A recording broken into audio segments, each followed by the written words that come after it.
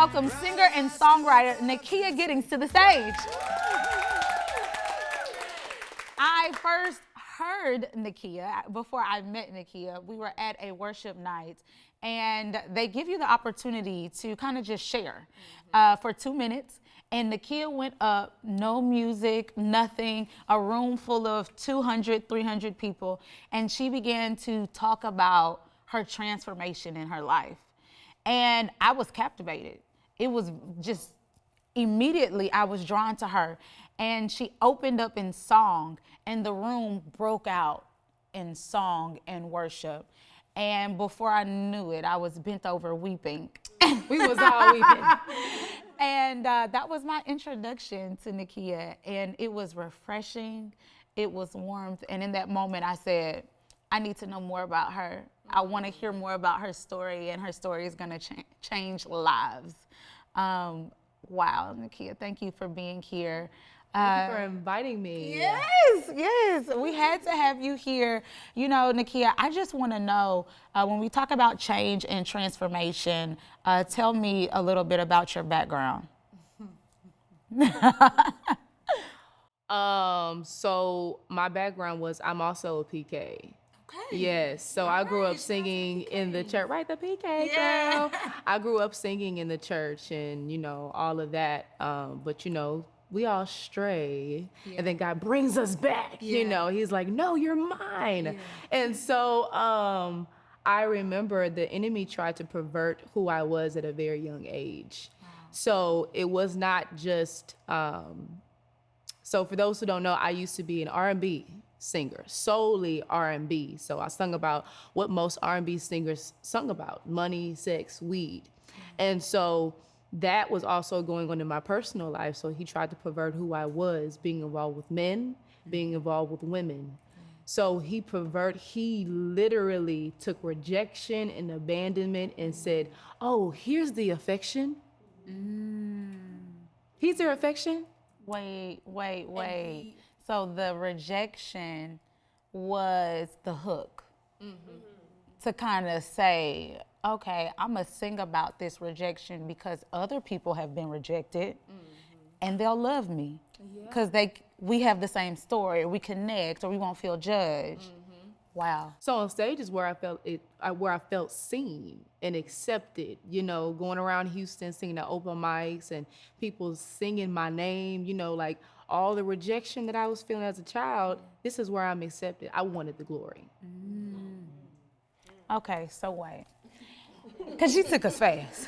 She said, I wanted the glory. I think it's so interesting how tricky our hearts can be. Because in a moment of pain, what was birthed there was pride through pain. And the truth is, you just wanted understanding. You just wanted healing. You just wanted to be loved. Yes. But it birthed into pride. Okay, so tell me then, how did this transformation even begin? That's a lot. You're saying that I was identifying one way. Did you just wake up one day and say, nope? I wish. No. That's not how it worked. No, so in 2020, when the world was on like lockdown, right? We couldn't go nowhere. I knew every park in Houston at that point. I remember, now granted, my mother is here, okay?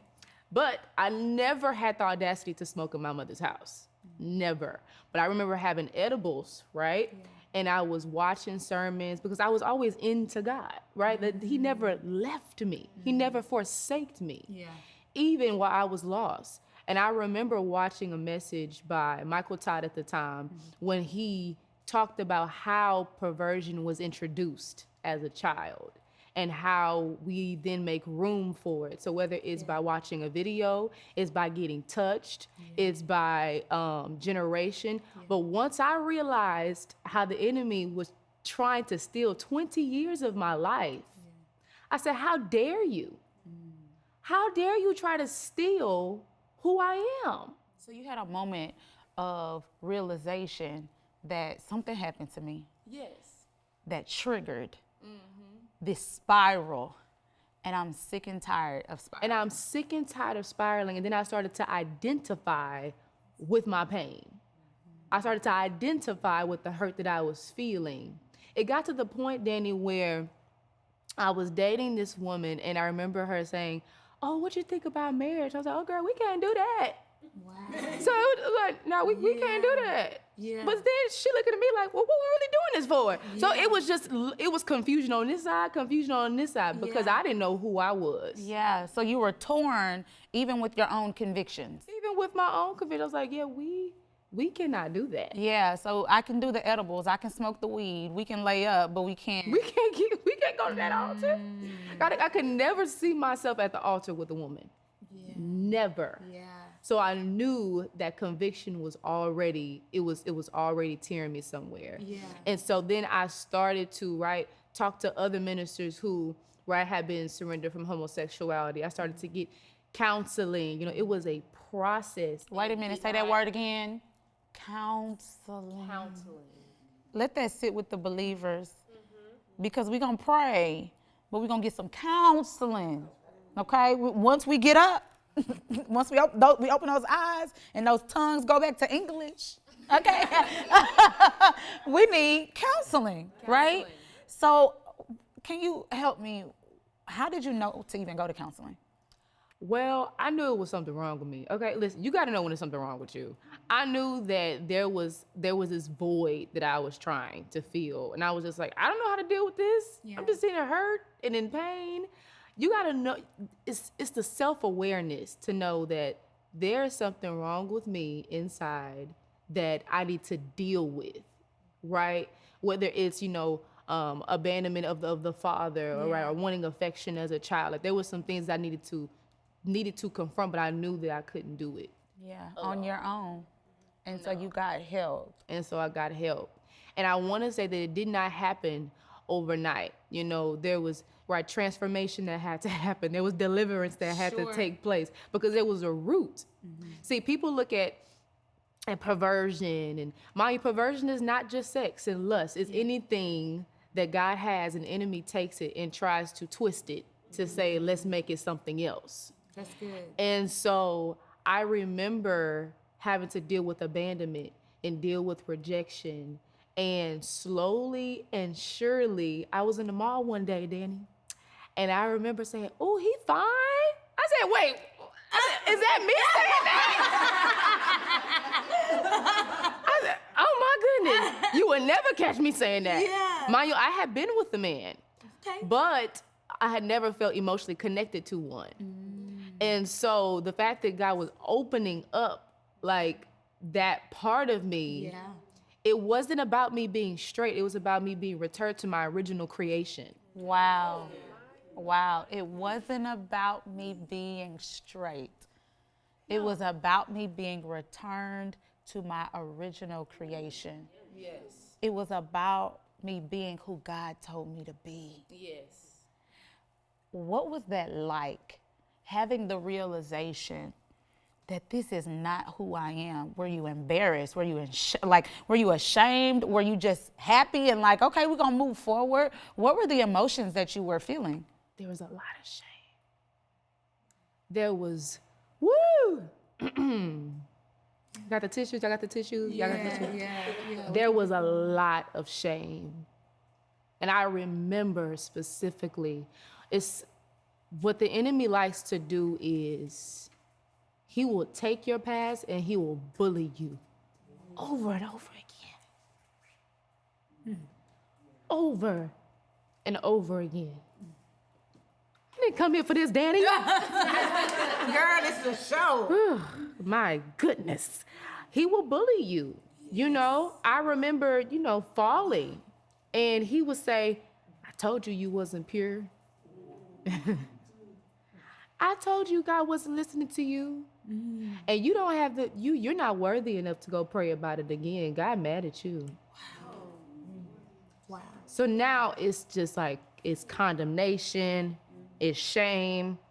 But then when I did receive wise counsel and looked at the word, it's right there, I realized that the enemy wanted that to push me away from God.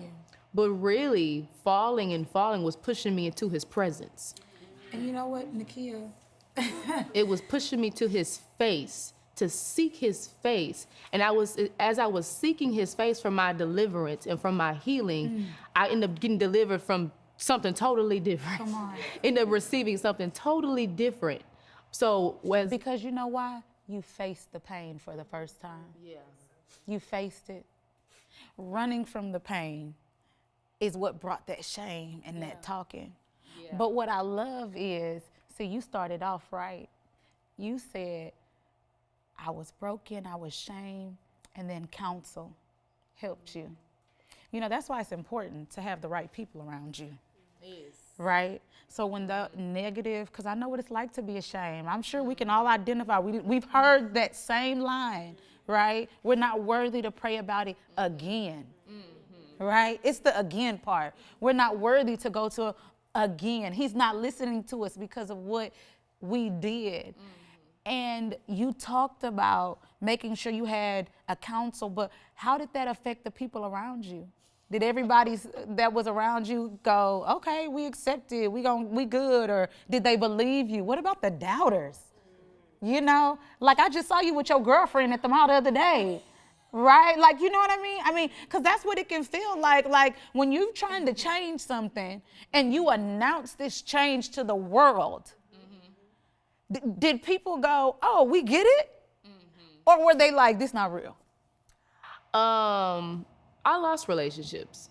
I'll just say that back. I lost relationships. There was some that happened by God, you know, when you're changing and you're trying to basically, you know, get away from something or be delivered from something, you can't be around it all the time. So I couldn't be around those people who were still a part of their life.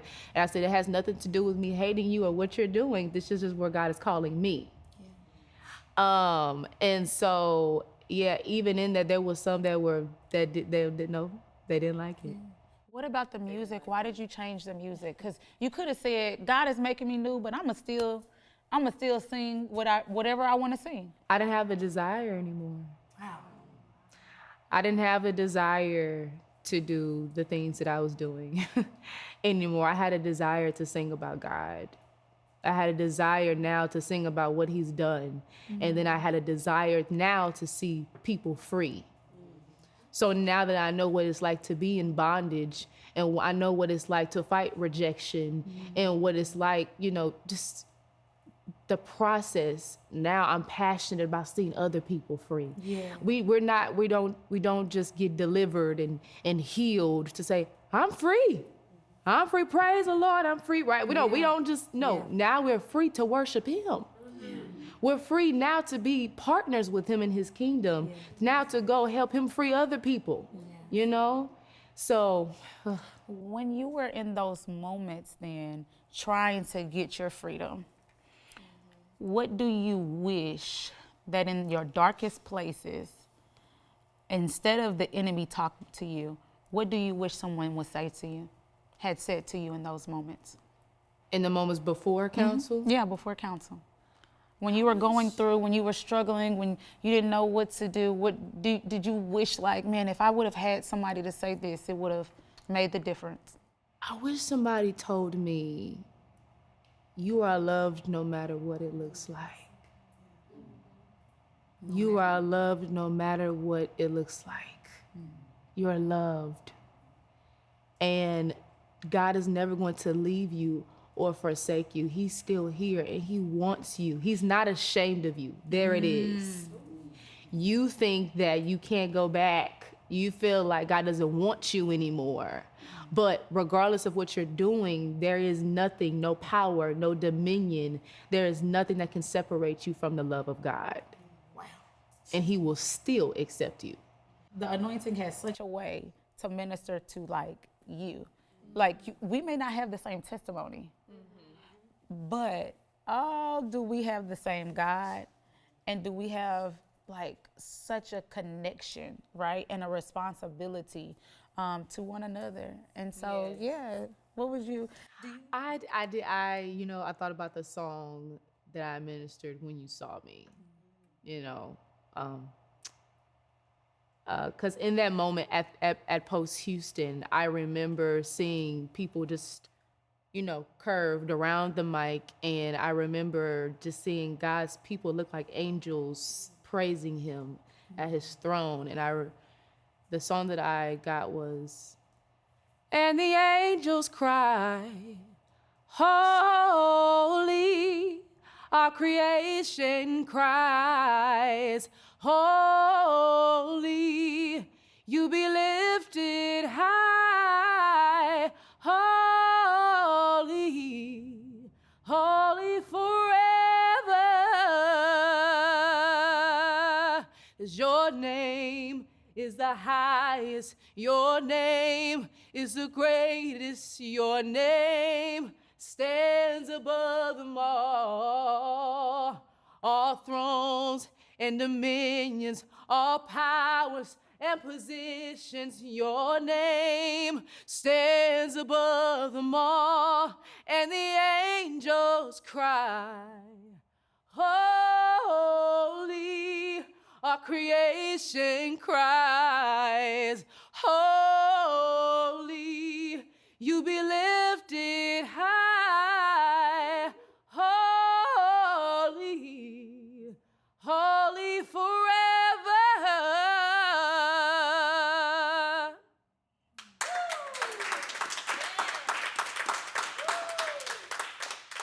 Can you look in that camera right there? And for the woman who is wrestling with laying down some things, who is saying, this is not who I am, but I've been here long enough, or maybe she doesn't even know who she is.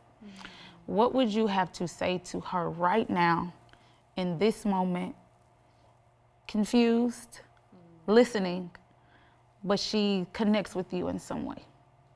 Could you tell her right there what you would say to her? Well, first is, let me just give you a hug, okay? I would say to you that don't be afraid that God cannot restore everything that you think that you're going to lose. Everything that you think that you're going to lose, by giving up your life, God will restore and he'll make it better. If God is the creator, we as creatives need to lean on the creator. And if it's a relationship, if it's a business, anything, God can restore that. And I promise you, it will be more than what you can ask for. So, yeah. I love it, Nikia. I love it. Isn't that so powerful? That's so powerful. Listen, to learn more about Nikia and her story, be sure to connect with her on social media. And I really appreciate you for coming on the show today. It has been wonderful. You've blessed me, and I know for sure will touch so many other people. Right after the break, we're going to hear more about how we can navigate different spaces and areas of grief. Maybe you're experiencing loss. Well, we want to help you work through that. Thank you, and stay tuned.